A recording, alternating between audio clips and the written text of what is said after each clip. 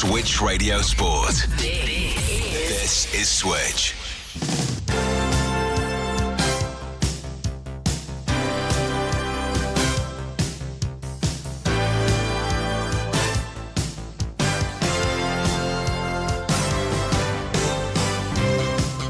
Worcester City win that game and they will be in Division 1 Midlands next season. Chance in ball control. Job's got chance in the penalty. Gets shot in and goes to the back of the net. And Cheyenne Jarvis gets the second goal for Leaford Athletic this afternoon. Found space in the 6-yard box. Back to the edge of the penalty area with the pass. Cross in towards the back post. Headed goalwards and in. That's a great shot from De Castro. Oh, what a save for Gray. And the Red Cube 2-0. Stourbridge have won the Division 1 Midlands title. The Women's Football Chat on Switch Radio.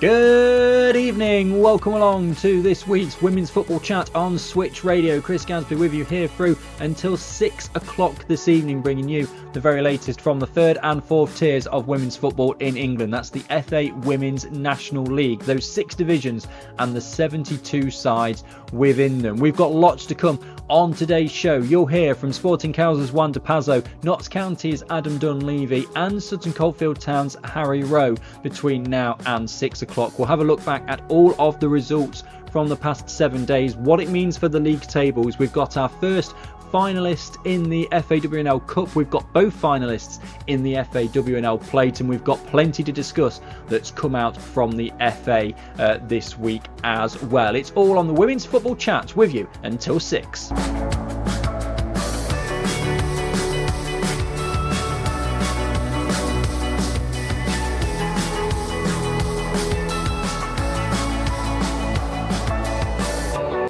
Yes, plenty to come on this week's Women's Football Chats. Then we're going to start, as we normally do, with the news. And unfortunately, the news coming out this week has been somewhat negative. This is all kind of spread from an article coming out from The Guardian this week from Tom Jarry about a possible reformat and change to the Women's FA Cup. I will read a bit of the article out for you. I won't read the whole thing. We'll be here well into Andrew Richards' Alternative 80s show. But the Football Association has proposed radical changes to the Women's FA Cup, including seeding 4 teams and dispensing with a draw after the last 32. So essentially, they want to turn the FA Cup into a kind of bracketed competition after the round of 32, and also to seed the top 4 teams. Now, the top 4 teams would be those from last year's top 4 from the WSL. So in this situation, Chelsea, Arsenal, Manchester United and Manchester City, who were the top 4 last season, they would be the seeded teams this year. The changes could come in next season, although final plans have not been agreed. According to communication sent out to the clubs by the FA in an email on Monday, which repeatedly emphasised a need to increase the competition's revenue. That seems to be the underlying thing. The competition needs to get more money. That's the situation, really. The plan to seed 4 clubs as a temporary adjustment reflecting the current developmental stage of the women's pyramid, and claims it will create the highest chances of consistent, high-quality matches throughout the later rounds. The plans have received significant opposition from clubs, not surprised, and the consultation period with them continues. Now, the proposals have been made after an FA commissioned review of the competition. It concluded the FA Cup had significant heritage and should not be changed. The final must remain at Wembley, where it's been for the last 11 years, and no additional rounds should be added in order to protect player welfare. Well, that's kind of by the by. We don't need any additional rounds to be added into the competition. At the moment, the rounds coming in, the competition's open to tier 7 and above, and those rounds work fine.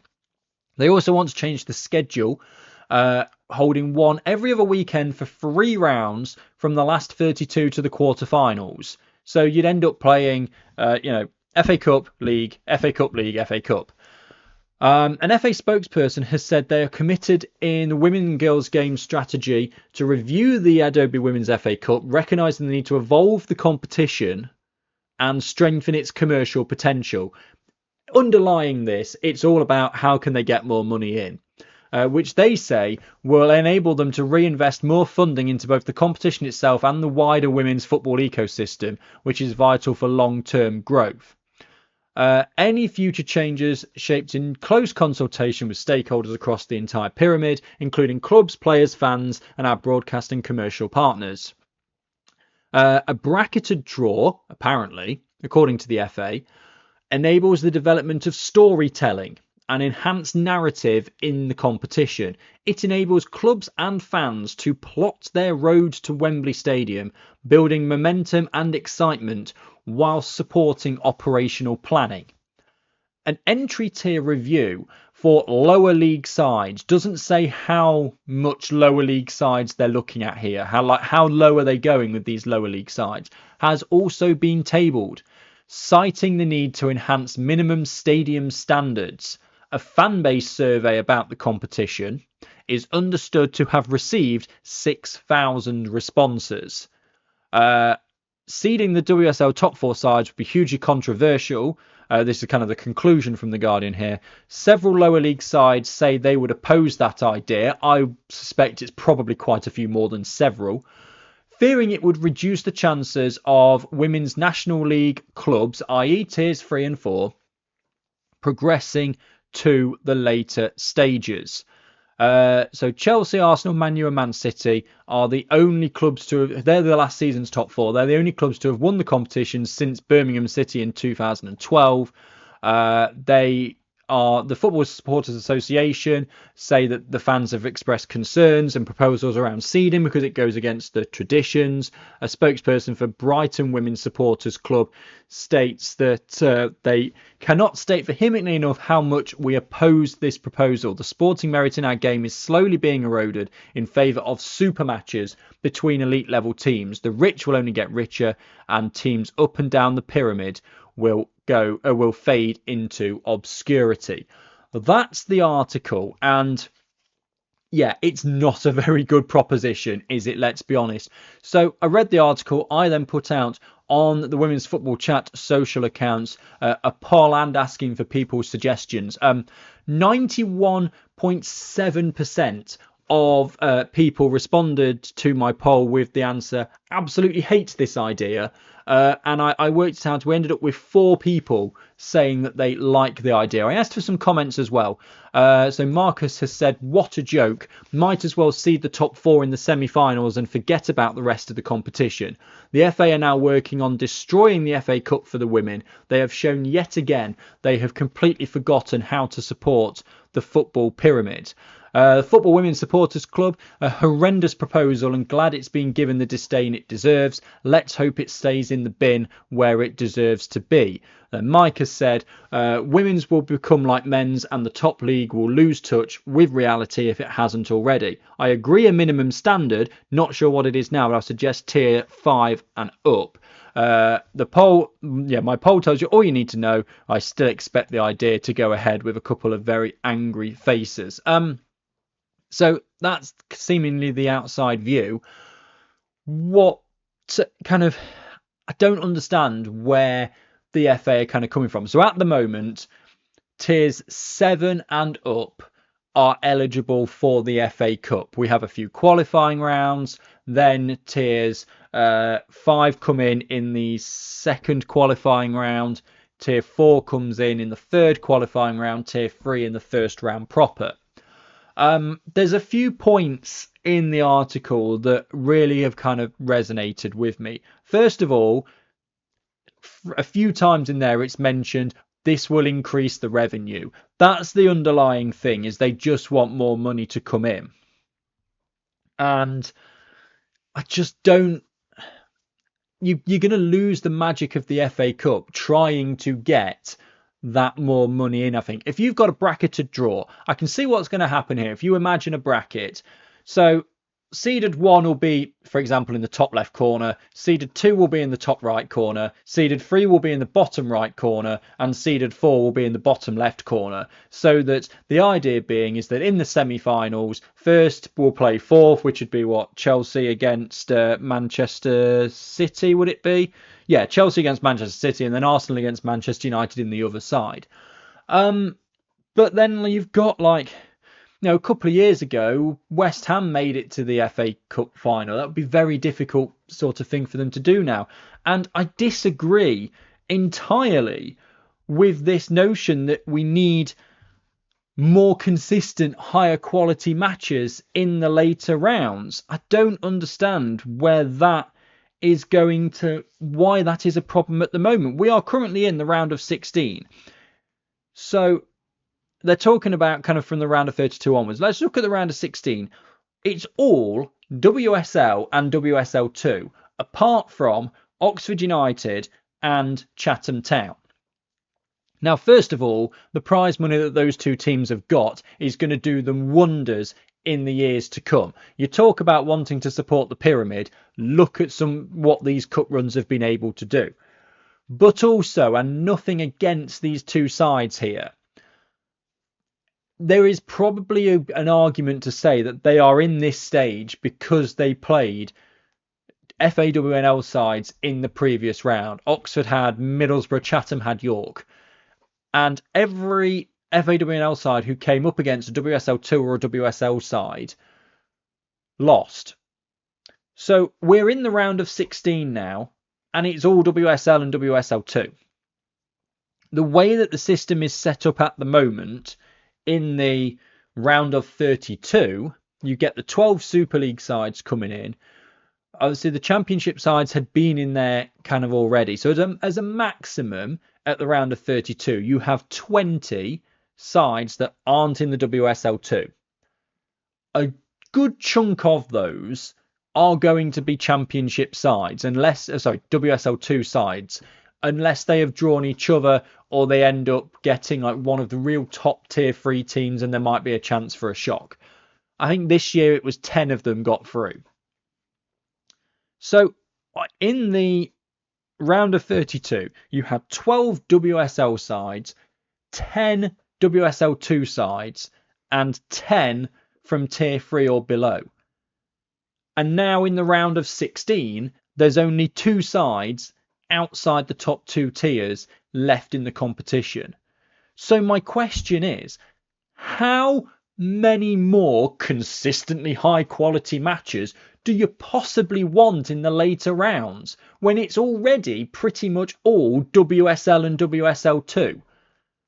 How much more high quality do you want? I don't understand that argument at all. And again, having this draw, being able to plot your way to Wembley.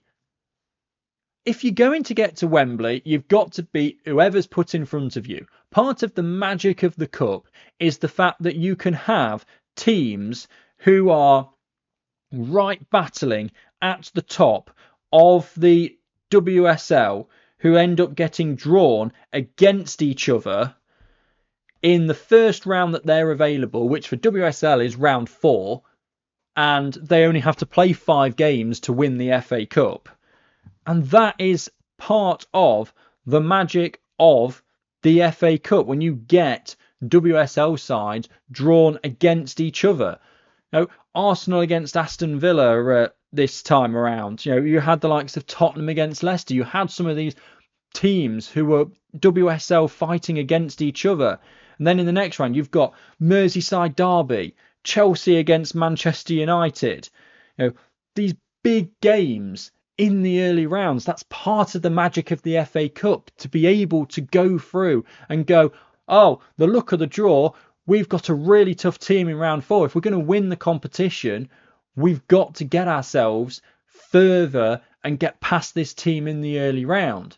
Now, of course, if you're seeding the top 4, what does that mean? Well, it means that they are going to have supposedly much easier route to the semi-final. What does that mean? Much easier route to the much higher monetary amounts.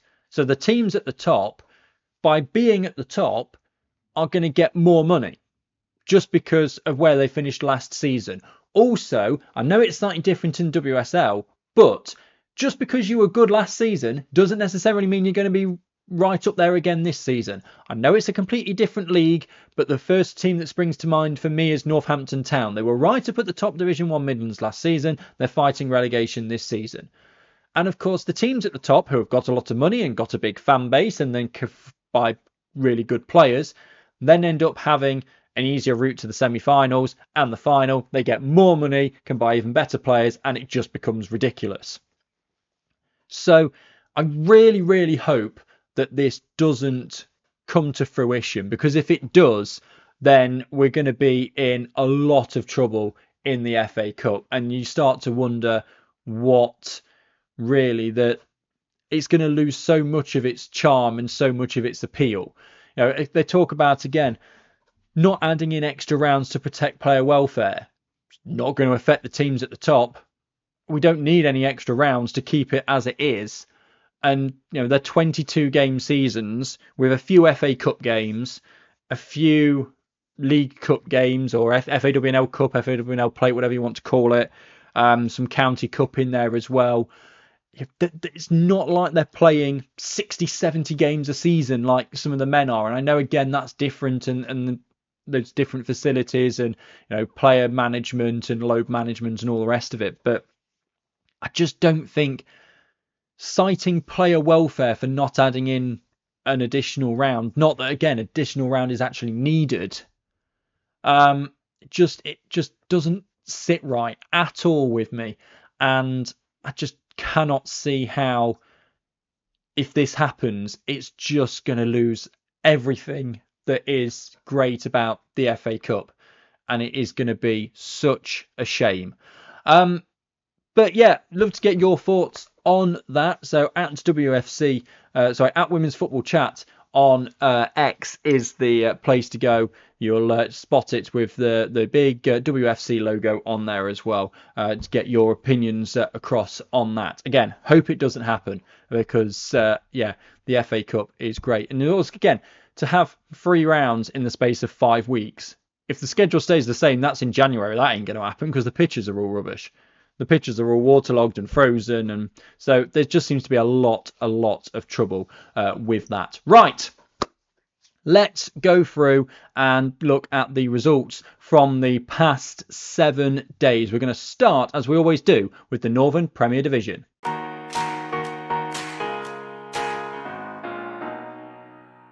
Northern Premier Division then, just 2 games to go through, and this because last week was a top-up week, and with the semi-finals of the Cup and Plate as well, some more games got called off, so there isn't a huge amount to go through. We'll start in the Northern Premier Division with Rugby Borough drawing 1-1 with Middlesbrough. Ebony Wiseman for Rugby, Amani Maxwell for Middlesbrough. Sporting Khalsa 2, Hull City 2.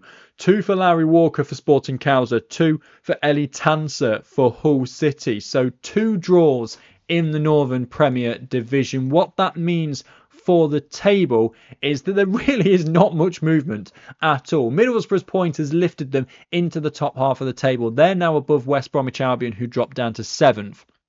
Hull move a further point away from the relegation zone. They are now 7 points clear of the bottom 2 with that draw with Sporting Khalsa. Sporting Khalsa have pulled themselves to within 4 points of the relegation zone. Let's hear from Sporting Khalsa's Juan Dopazo after that draw with Hull City. He spoke to Kevin Moore. Juan, every time I come here, I see an entertaining game of football. Today was a really good advert for the level, I thought. 2 apiece, share the spoils today. You must have felt towards the end you were going to pinch it, though, because you 2 look very, very strong towards the end. But overall, a point is still a great point to get against a Hull side who you know can be quite difficult to play against, Juan. Yes, Hull is a good side, and we knew they were going to be physical, they're going to be direct, they're going to be putting a good fight today. So we were expecting what happened today in terms of their performance. Yes, I mean, if we look at the table and getting a point is always positive, but we still feel disappointed because I think we created chances to get a win. I think second half especially we created a bit more towards the end, get that extra goal that we needed to get 3 points. But at the end of the day, in a relegation battle, each point adds on. So it is, at the end, I'm not saying it's perfect, but it's good to get a point. That also builds the confidence of the players, because even that we didn't win, it's getting that point. It's the first draw that we do this season in the league. So again, starting the game behind after 3 minutes, score the equalizer and go behind again,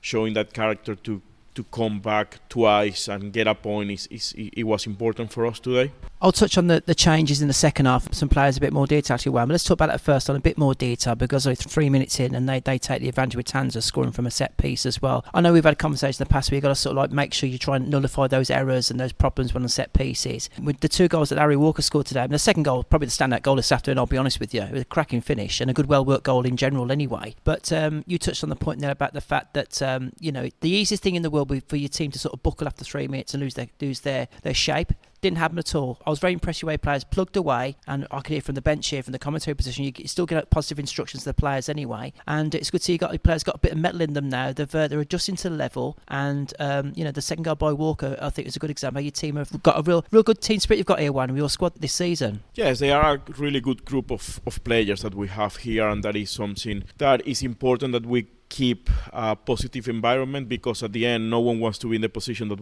we are at the moment, and when things are tough, that's when we need to be more positive, because at the end of the day, when you are a league contender and you're winning every single week, everything is positive and it's easy to keep a positive environment. So are we happy when we make mistakes? No, but we also understand that mistakes are part of the game. If we start just only looking at the negative side, the chance of us getting out of this position is impossible. So that's why for us the message is always try to be as positive as we can. Do we demand from them? Yes, we demand from them, and we demand that these mistakes don't happen again. We have been talking about this, that we need to learn from our mistakes and make sure they don't happen the next game, because that's the only way we're going to get better as a team and they're going to get better as players. Touching on Lowry today, I think she was brilliant. That second goal shows her ability to score goals. It's something that we know from her, and that's why she started today as a number 9, because she has that ability to finish from inside the box, from outside the box, and also she's really good at linking up the play. I think she deserves the positive comments from you, because I think she was really, really good today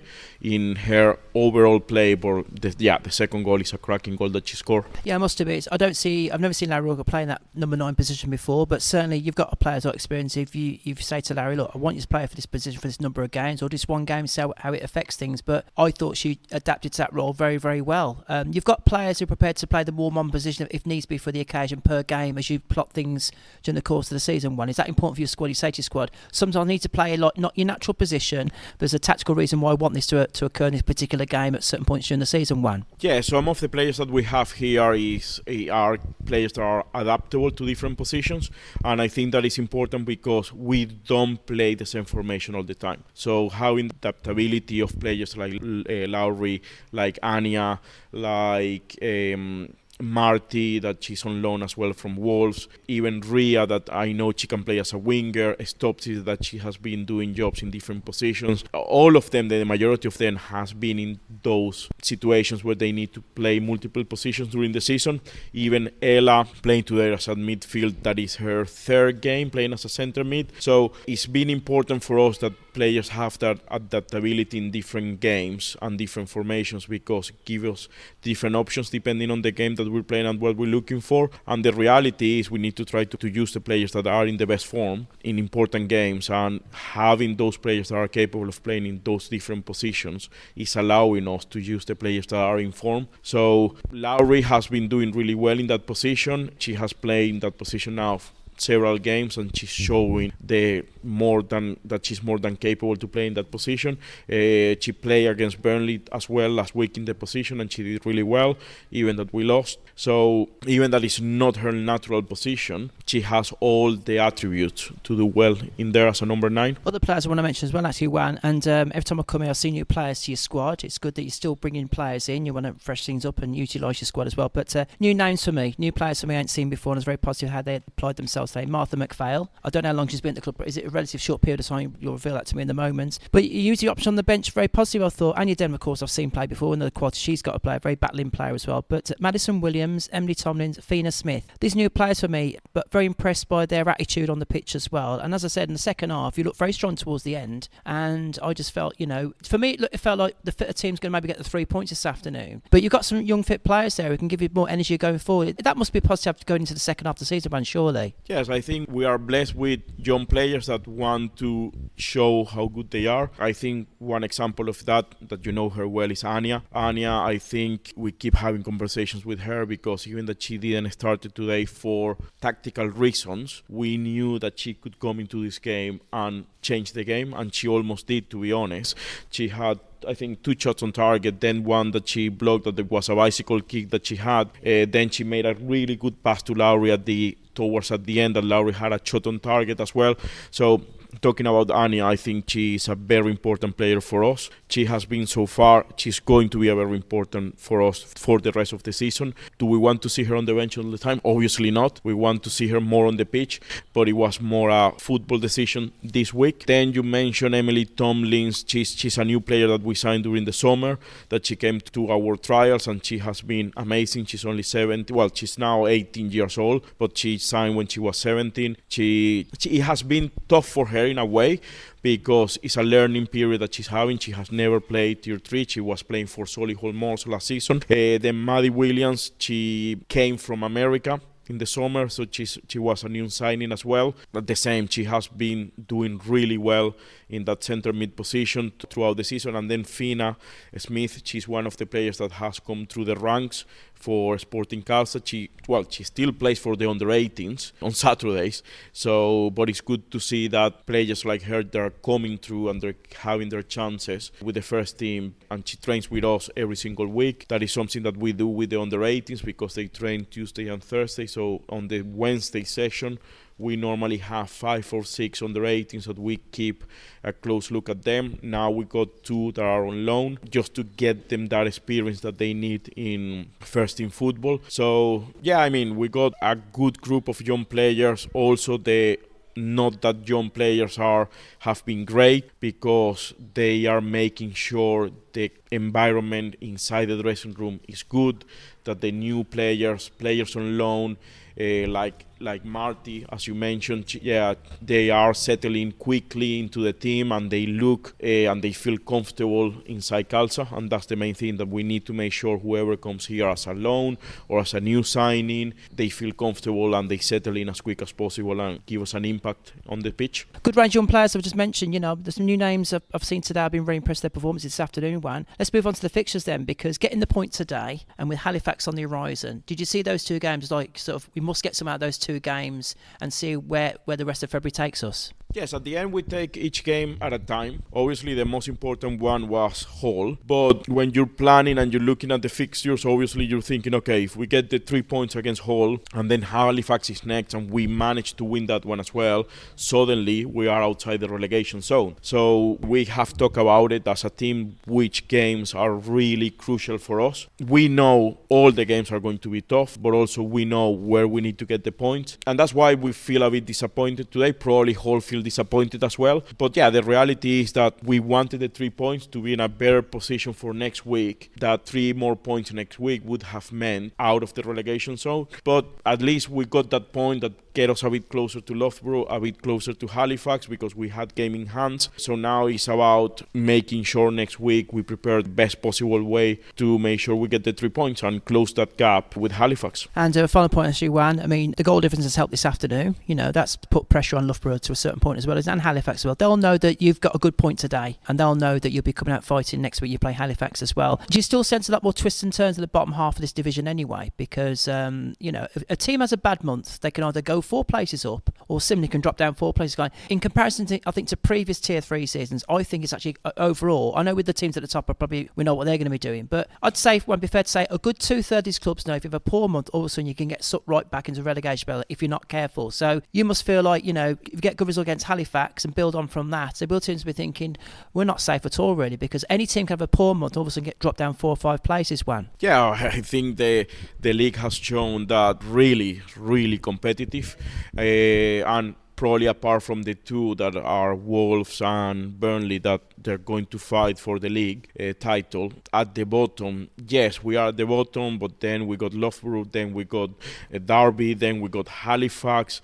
At some point, even that Hull had a really good start of the season. They might be now in an uncomfortable position compared to where they were when they started. So this league, I think, is going to be decided, I think, the relegation battle probably in the last couple of games of the season. So, and that is the main thing for us. We need to keep fighting, because if we get a bit of momentum and we get some points, suddenly it changes everything. And that's why adding points is the best we can do to stay in touch with everyone.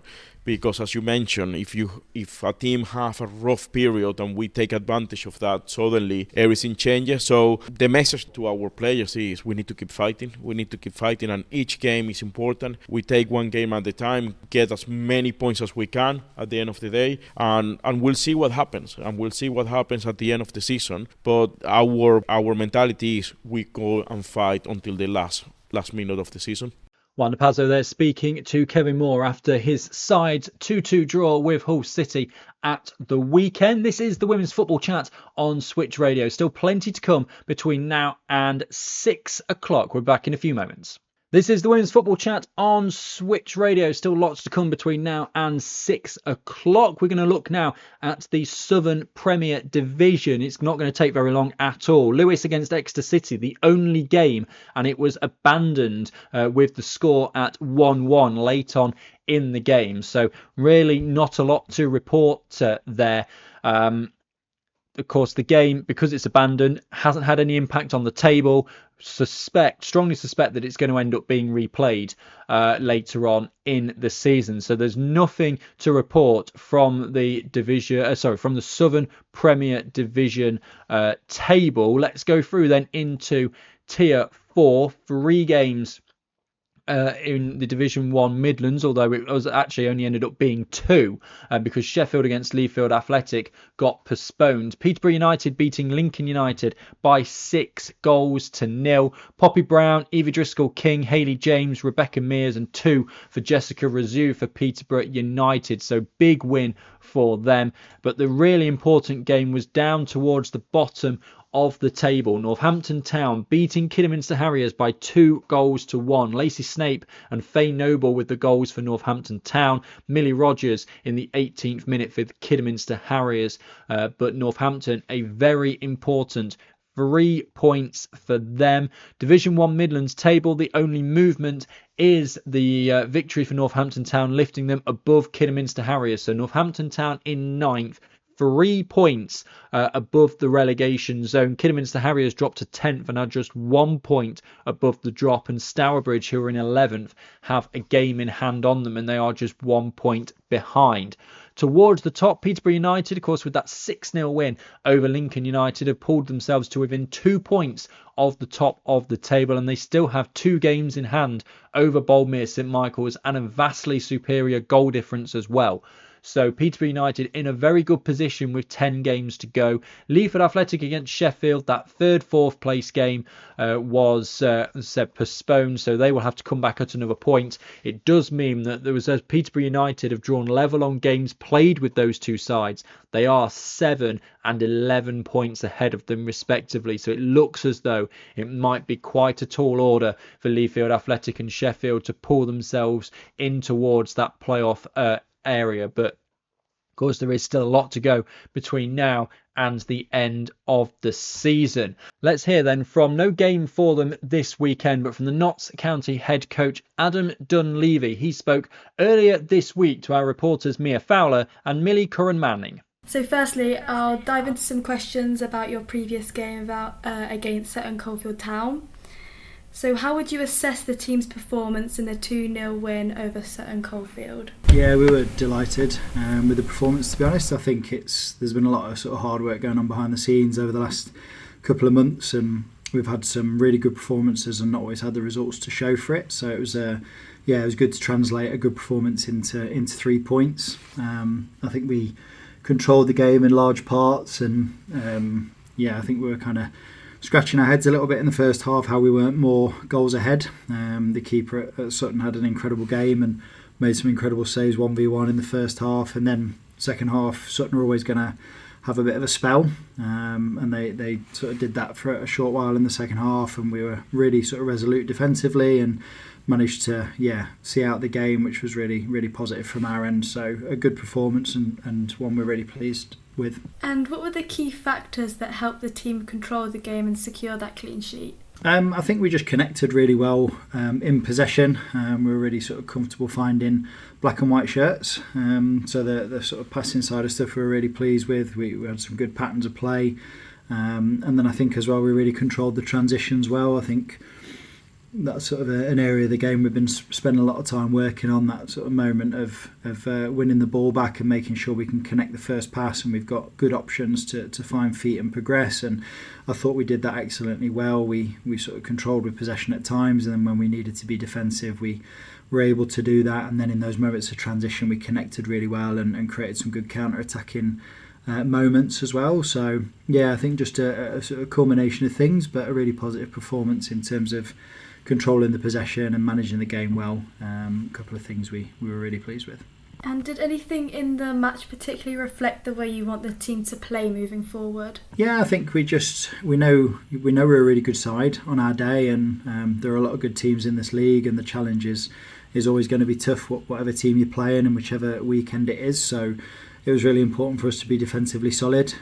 We've kept a clean sheet, which we're really, really proud of. So making sure we're out of possession really strong, we're organised, difficult to break down, and then in possession we're able to go and be creative and get our sort of fast attacking players on the ball, and our creative midfielders, giving them the licence to go and be creative. And I think we sort of managed to pull those elements together really, really well on Sunday, which was pleasing to see.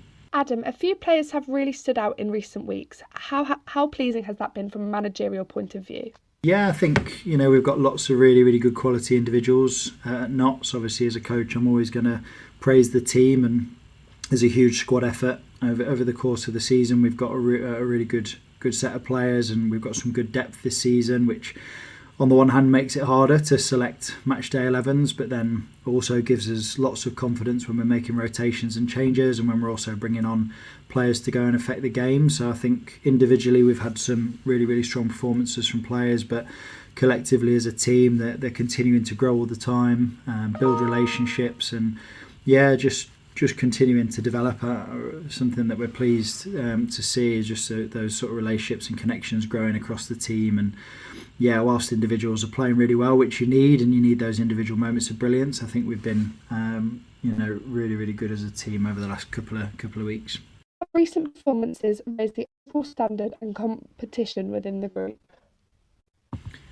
Yeah, definitely. We're always looking for players to continue to push and drive each other forward. So I think having better depth this year means that the squad's really competitive, and players are really working hard and fighting for those 11 shirts to play on a Sunday and to get into the squad for a Sunday as well. And we've had really, really strong players missing out on 11s and great players missing out on matchday squads. So I think it's important. I think the good thing about the group is that everybody's sort of working hard regardless, and people are really supportive of each other, and I think you need that to pick up results and to continue to progress as a club. We want to create an environment and a culture where, whether you're supporting from the sidelines ready to sort of come on and change the game later on in proceedings, or whether you're starting, everybody's pulling in the same direction and being supportive and wanting each other to be successful. And I think we've got a good balance of players being competitive in the right way, but also being really supportive of one another on the pitch, which is really pleasing to see. And if we're looking ahead to Sunday's game against Kidderminster Harriers, what are the main areas you want to focus on? I think for us it's to continue to see the stuff we've been seeing in recent weeks. Like I say, we've had some really good performances. Training's been real high quality over the last couple of weeks, and we feel we're really getting messages across, and players are taking stuff on board, and we've got a real sort of positive identity as a team. So first and foremost, we want to make sure that we're hard working and resilient at the weekend.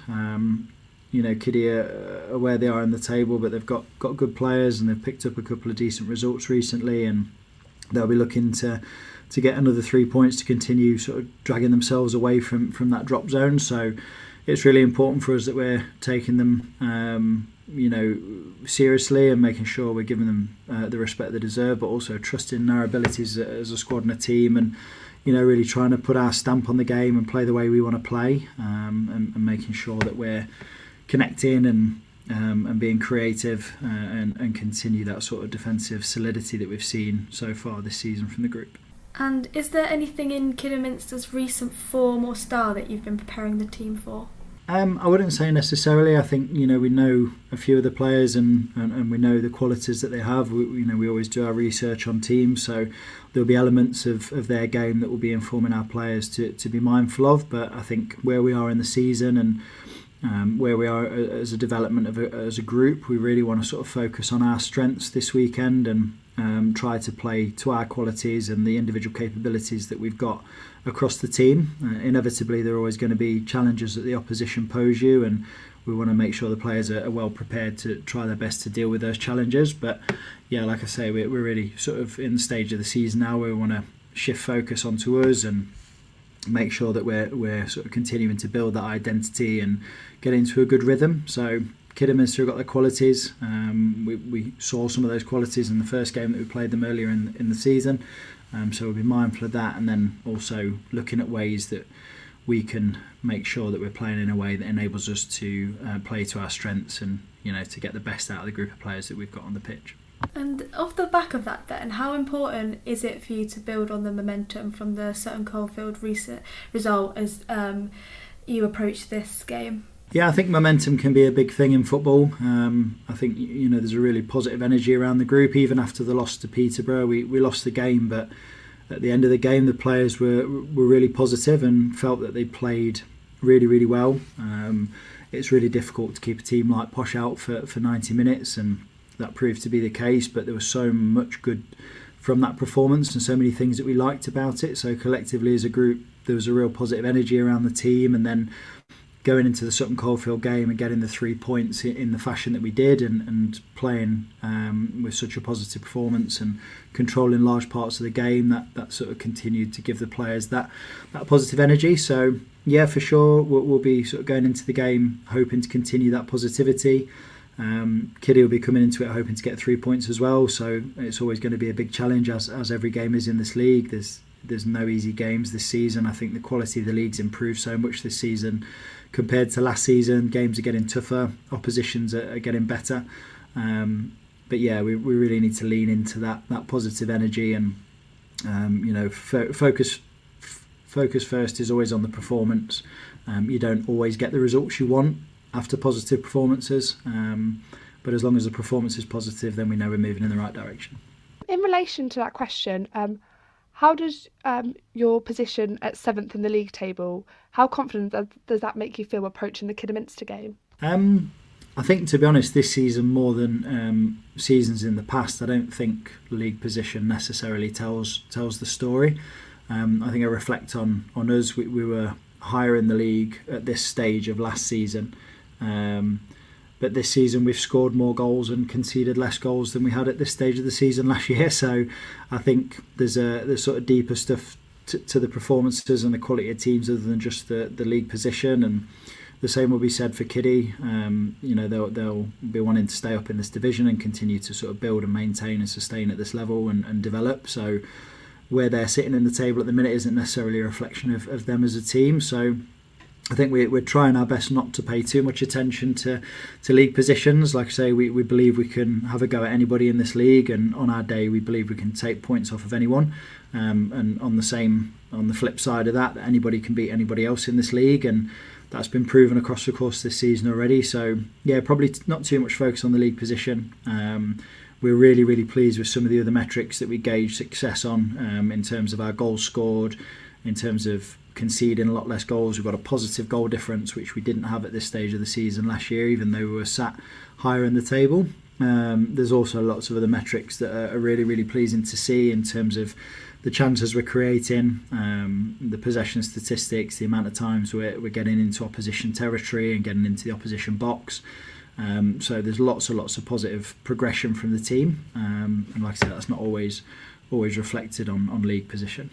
Perfect. So you mentioned about the players not to get too focused and caught up in the league standings. How important is that for a player to not think about that too much in their game? Yeah, I think it's, as with everything, it's like understanding how we define success. And we've had couple of performances this season where we've probably not been at our best and got points, and we've been in other games where we feel we've been excellent and not gotten points. So league positions, like I say, don't always tell the full picture. I think for us, we want the girls to understand the progress they're making, the strides they're taking in training. We're fitter this year, we're playing better football, we're better defensively, we're better going forward. So there's lots of positive stuff happening around the group, and for us it's just about regularly reminding players of that and giving them good examples and evidence of all the sort of positive strides they're making, and we then hope, obviously, of course, that's the focus, and not necessarily always the league position. Of course, we always want to finish as high up the league as we can.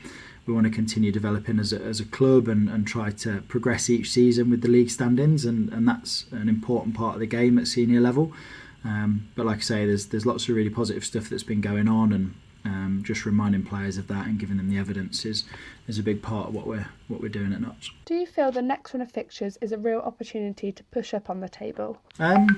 It's an interesting question. I think, again, like we sort of always take each game at face value and try to focus on one game at a time, and whilst we've probably got a run of games of teams in and around us in the table, or sort of in the middle of the table, before we have a sort of really tough run in on paper towards the back end of the season where we're playing teams in the sort of top 4 or top 5.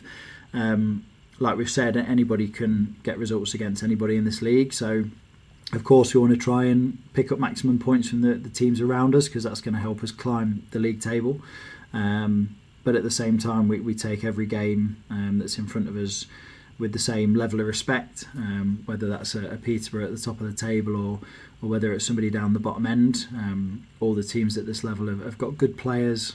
The coaching and standards of sort of tactics and the way teams are playing, the way teams are setting up to either win games or to stop you from winning is improving year on year. So yeah, we want to try and take maximum points every time that we play, regardless of where teams are in the league. And I think we sort of really focus on taking it one game at a time, focusing on what positive things we can do to try and affect the weekend and make sure we're in the best position to get maximum points, and whoever that's against, that's always going to be our focus.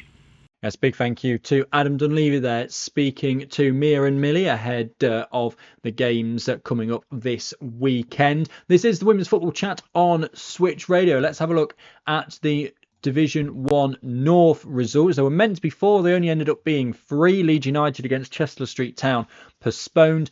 Blackburn Rovers losing at home to Durham Sestra by 5-1. 2 for Faye Dale, 1 for Mia Gibbon, Grace Monkhouse and Lucio Mateus for Durham Sestra.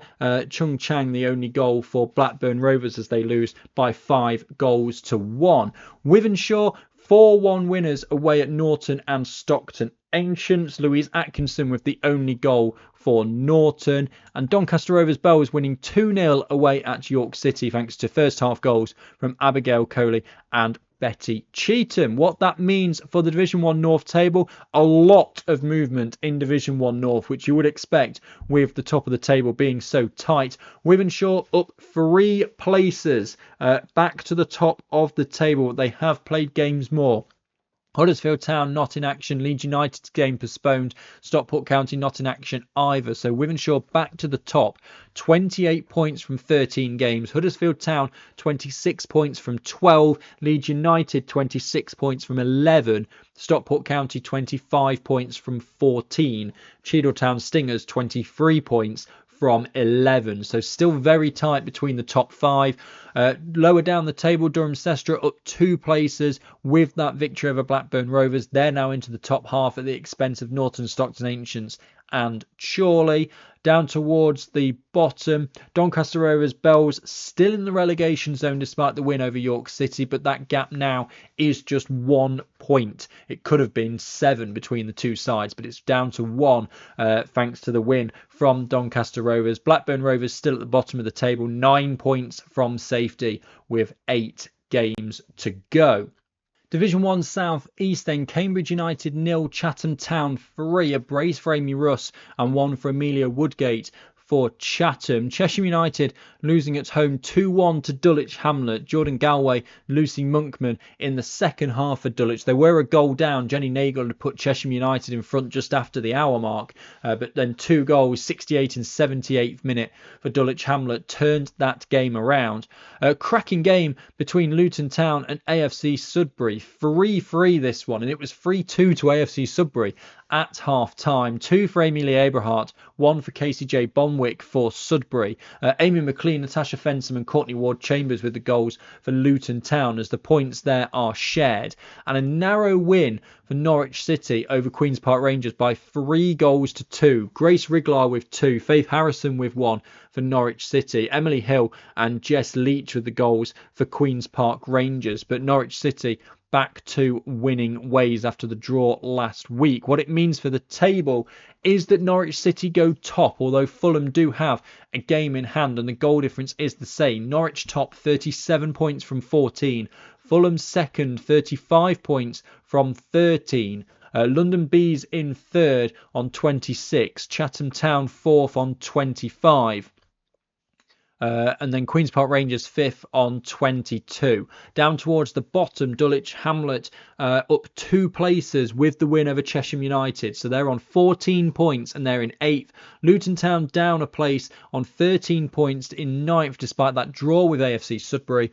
Milton Keynes Dons down to 10th on 12 points. AFC Sudbury on 6 in 11th and Chesham United in 12th on 1 point. So 8 games to go for Chesham United and they are 11 points away from safety. Realistically, it's 12 points because of their vastly inferior goal difference, minus 51, compared to Milton Keynes Dons' minus 17. And again, we're into that stage now where you look at the fixtures to come. They have some huge ones.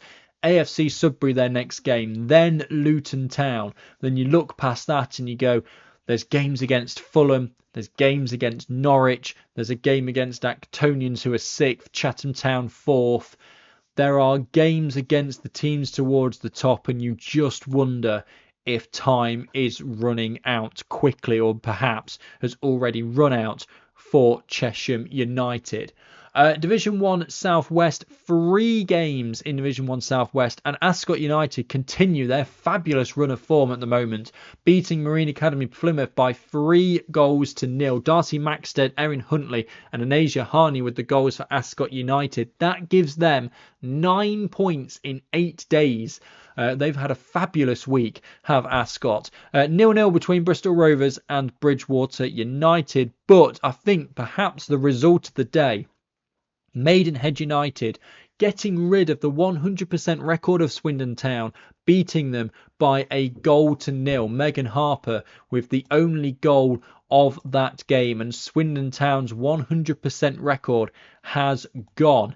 Looking at the Division 1 Southwest table, Moneyfields then stay top on 34 points from 13 games. Swindon Town still with the best points per game percentage, 33 points from 12 games, so they could go back to the top when they win if they win that game in hand rather.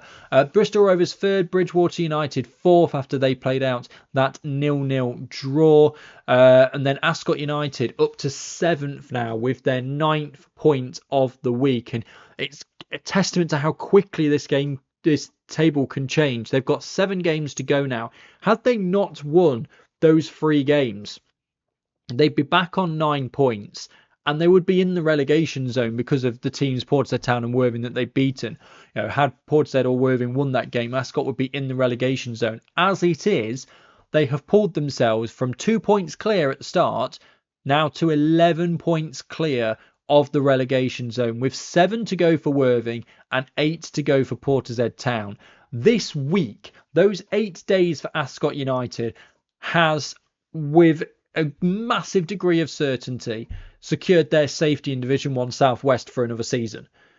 Because the gap there of 11 points for Portishead Town and Worthing, and when you look at, and again, anything can happen in football, but you look at Worthing and you go, they've got Moneyfields away, they've got to play Swindon, they've got to play Bridgewater United. That's 3 games. That only leaves them 4. They'd have to win all of them just to get 1 point ahead of Ascot, and that's to assume that Ascot United aren't going to pick up any more points over the course of the season. And they've got teams such as Marine Academy Plymouth, they've got to play them again.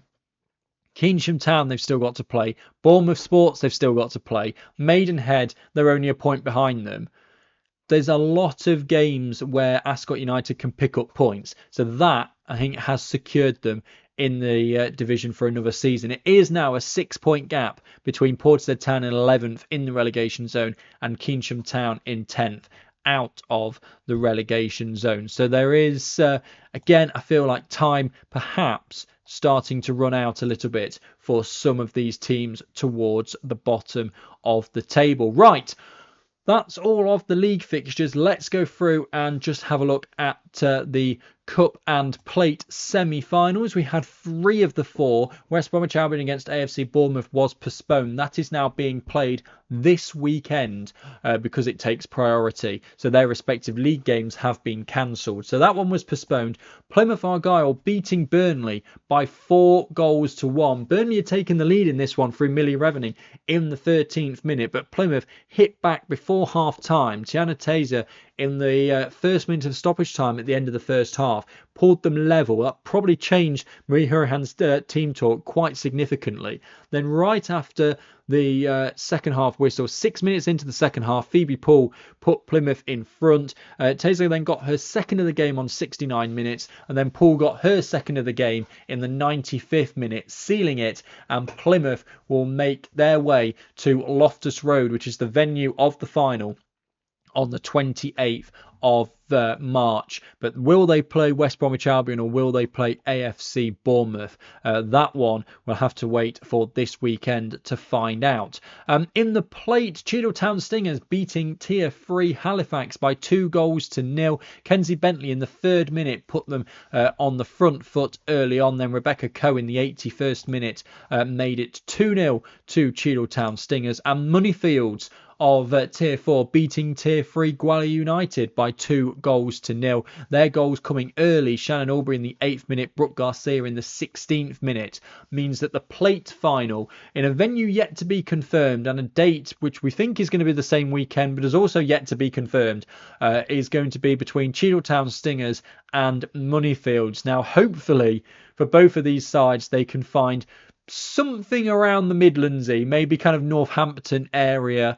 Cheadle obviously up kind of Manchester way, Moneyfields right down on the south coast. So maybe they can find something in the middle there that's kind of great for both teams there to be able to play that plate. Remember last year it was at Oxford City, wasn't it? It wasn't a great venue for the plate, but we'll have to see what the F8 WNL can come up with. Right, let's have a look at the fixtures coming up in the next 7 days. It is a pretty full programme in the F8 WNL, apart from 2 league games because of those ones from West Bromwich Albion and AFC Bournemouth playing in the Cup.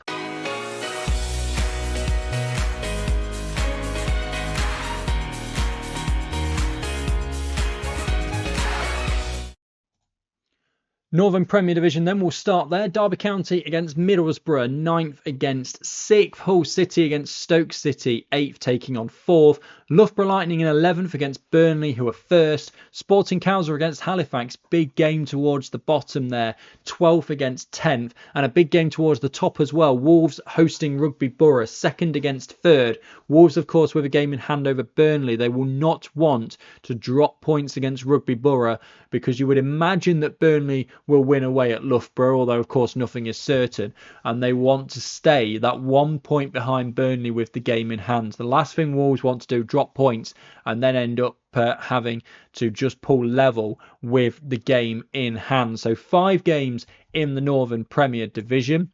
In the Southern Premier Division, also just 5 games because of AFC Bournemouth playing in the Cup, so that game between them and AFC Wimbledon is off.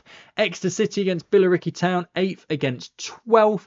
Gwalior United against Plymouth Argyle is 10th against 2nd. Lewis against Cheltenham Town, 6th against 7th. Real mid-table game, that one. Watford against Oxford United, 1st against 4th, and hashtag United against Real Bedford, 9th against 5th. So Plymouth Argyle have the opportunity to go top. Watford could extend it. Bournemouth will remain in 3rd regardless of what happens, unless Plymouth Argyle lose by 4 goals to Gwalior United, in which case they'll drop below them on goal difference.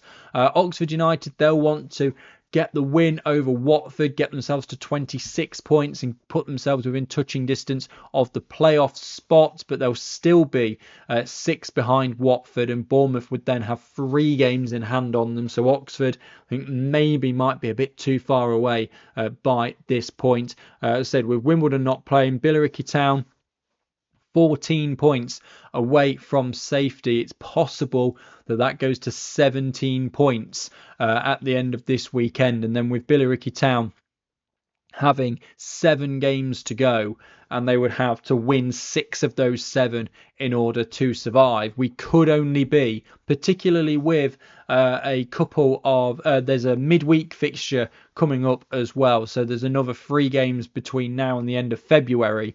Could be that by the end of the month, Billericay Town are already relegated into Tier 4.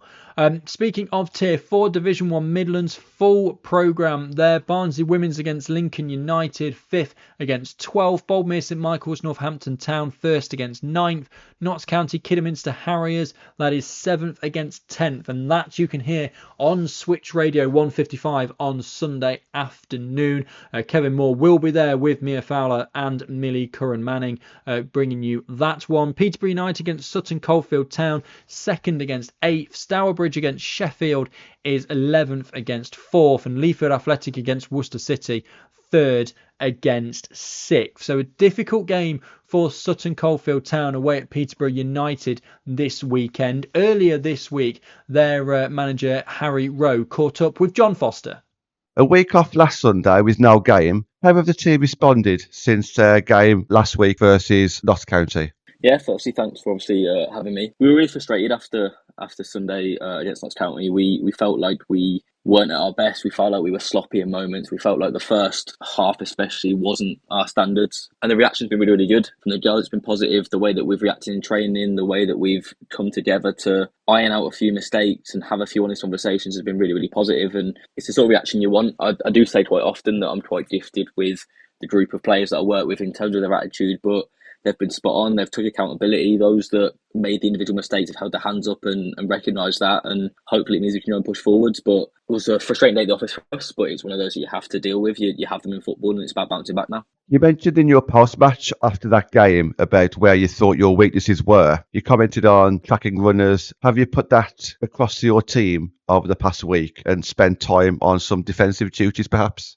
Yeah, look, it's frustrating when you can see goals, especially from set pieces, especially from those non-open play moments, whether it's a throw-in, whether it's a set piece, and 2 set pieces against Notts County was really frustrating for us. So it is something, of course, we're going to work on, and it's not necessarily about changing things. It's not necessarily about us completely ripping the script up and trying again. It's more just ironing out those mistakes. It's just making sure that they understand their responsibility, they understand what that means and what that looks like, and they have to take individual accountability to get it right. And it was just one of those where 2 players had a bad day at the office in that moment, but I'm sure they'll be willing to put that mindset right as soon as we step back onto the pitch. They'll be wanting to put things right because of it. And it's one of those where we have to hold each other accountable, and we have to make sure that we hold our standards high. But generally across the board, they understand their responsibilities. It's just about those small 1% that do really matter at this level. And I try to explain to the girls that set pieces are massive at this level. They're so important. They do win or lose games. We've been on the receiving end of both. So it's frustrating. And like you said, we have had to go back and have a look at a few things, but it's not necessarily big wholesale changes. It's more just little tweaks here and there. Thank you, Harry. And you also pointed out in that same interview, something I agree with as well. Any of the bottom 6 could still go down.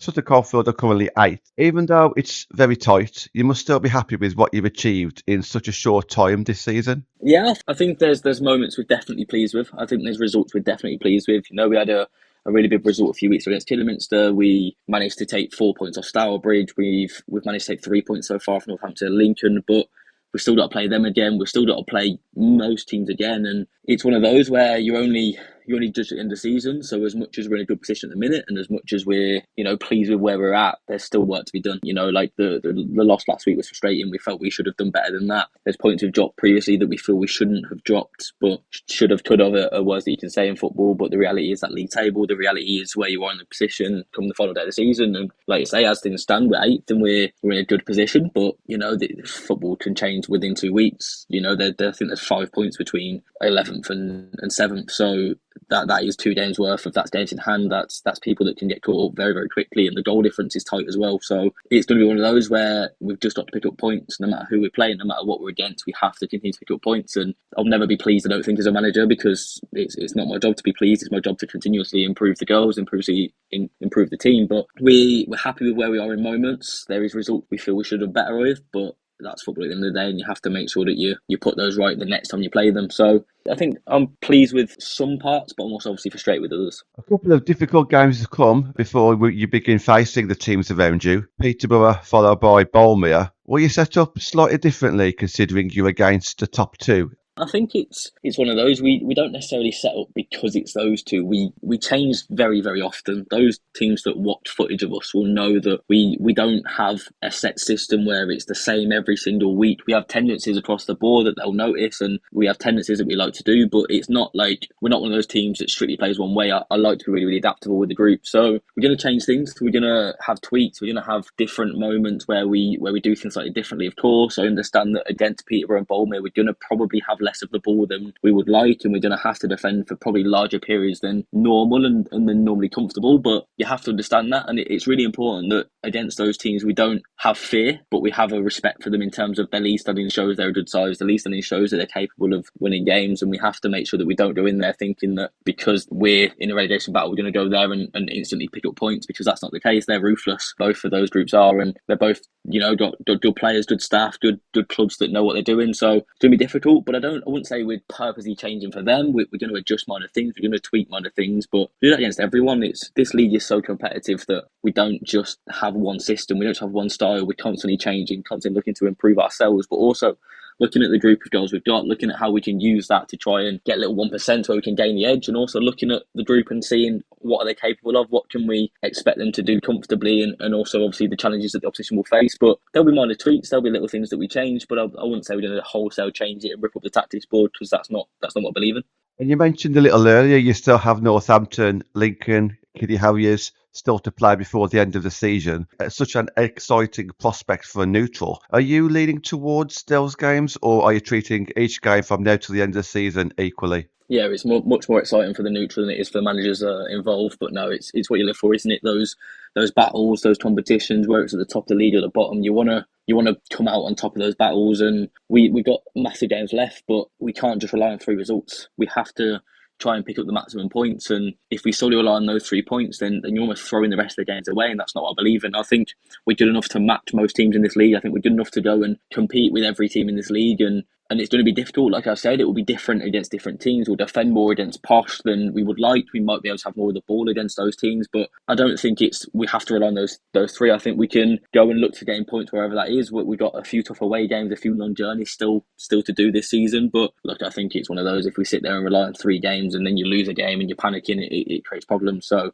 we do take it the cliche one game at a time. We do solely focus on one game at a time, but we just want to pick up points. We know that in the position we're in, as much as we're currently looking pretty innate compared to some others, we have to pick up points, because if not, other teams will. And there's a lot of teams that still have to play each other. We're only just over halfway through the season. There's not, limited games left. There's still a lot of football to be played. So it's really important that we don't focus on 2 or 3 games, but we focus on the 8 games we've got to come. We focus on those games and make sure that, like I said, we try and pick up points where we can, and hopefully come April and we're in a good position. But yeah, we can't just focus on those 3. One of your most recent signings, Amber Downs, scored on her debut versus Stourbridge and started every game since. How has she settled? Yeah, Amber was a bit of an unusual signing for us in terms of she wasn't coming training for a few weeks and see how we find it. She'd been with us for a long period. She'd had some time away from the game and we'd been working with her, but we didn't want to rush her in too soon. So although a lot of people from the outside have seen her as just come in, scored, played the rest of the games, and she's been with us for a while. She's probably spent the last 4 months with us, getting back to fitness, understanding the way we play, understanding the group, understanding what she wants out of the squad in terms of where she wants to go with her football. And it's a lot when she has such a long time out of the game, and a lot of her lifestyle has changed and positions changed. So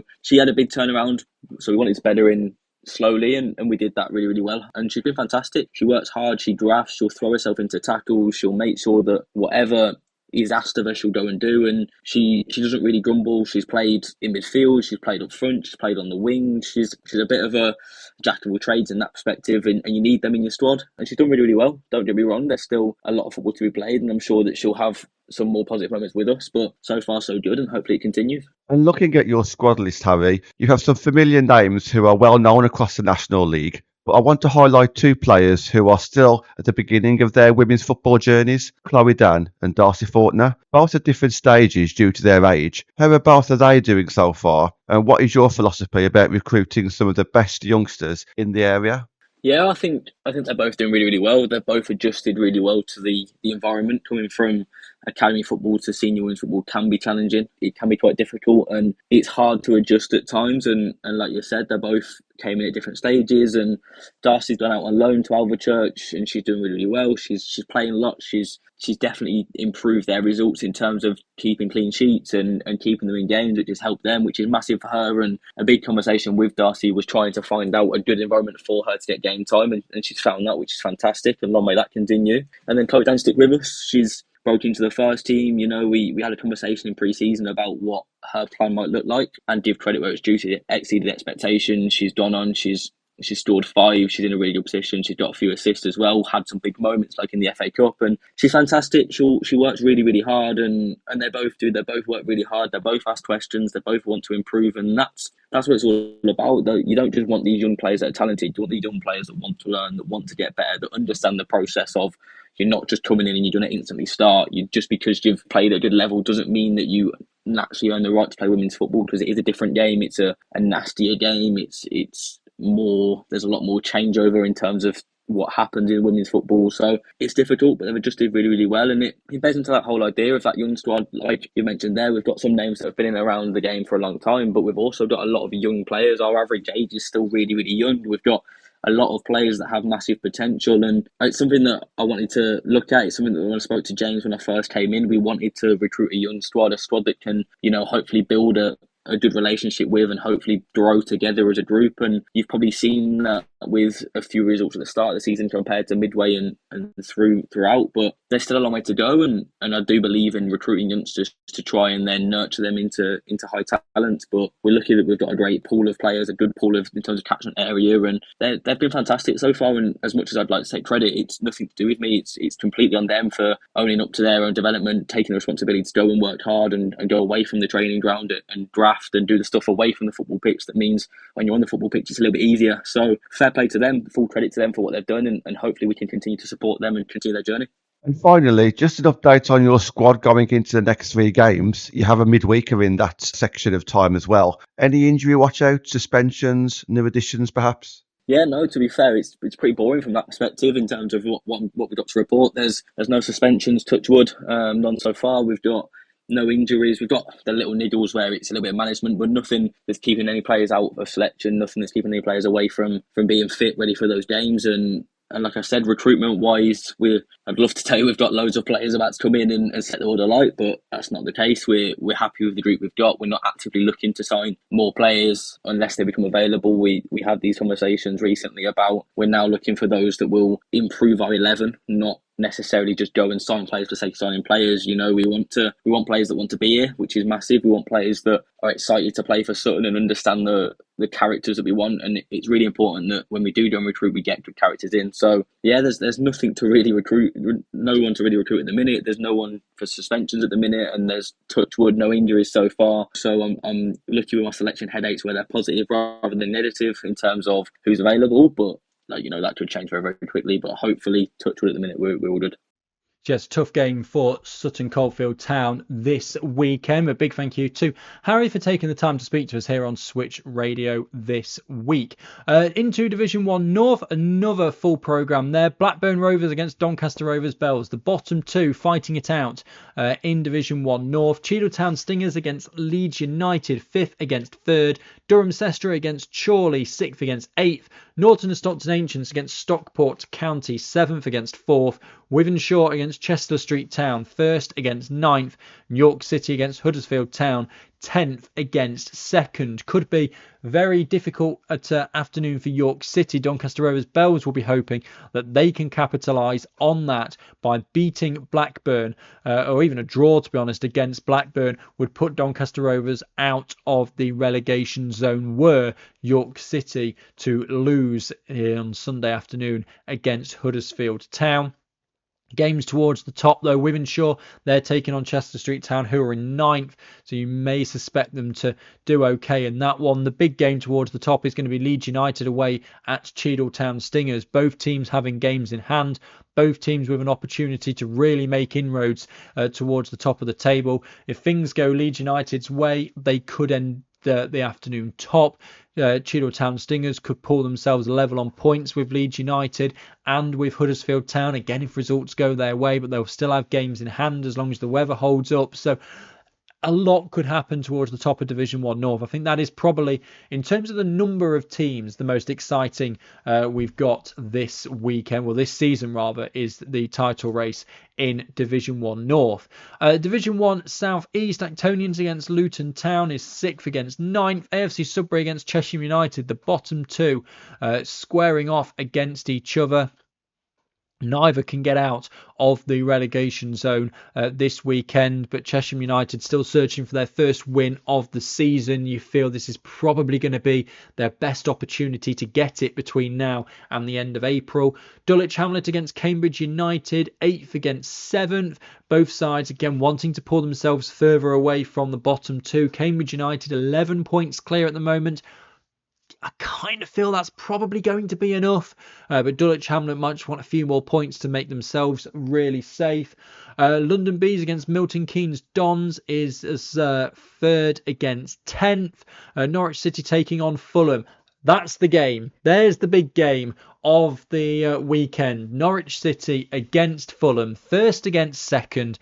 Realistically, it's going to be those two who are top of the table come the end of the season. It's just going to be a case of in which order, and this could have a big effect on what order that is. Norwich City, if they win, they go 5 clear of Fulham.